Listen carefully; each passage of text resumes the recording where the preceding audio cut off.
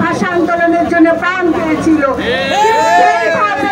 এই 24 সালে গতকাল আমাদের শিবালয়ের এক ছাত্র রফিক, সে একই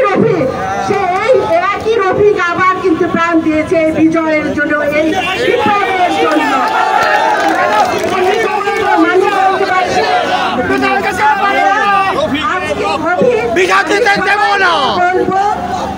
আপনারা শ্রদ্ধা ভরে আমরা আজকে সবাইকে বলছি, আপনারা সবার আত্মার রুহের মাগফিরাত কামনা করেন, আল্লাহ যেন তাদের বেহেশত নসিব করে।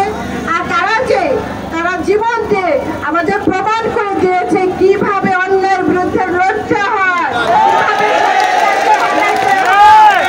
কিভাবে দেশকে ভালোবাসতে হয়।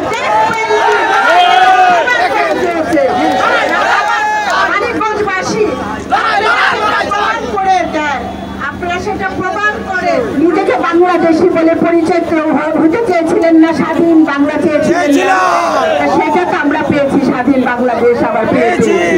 তাহলে সেই স্বাধীন বাংলাদেশকে আবার শক্ত হাতে ধরতে হবে, আবার জিয়া রহমানের বাংলাদেশ তৈরি করতে হবে। আমরা হাতে ধরবো, আমরা এক গলা খাবো, কিন্তু অন্যায়ের সাথে দুর্নীতির সাথে জড়িত হবে।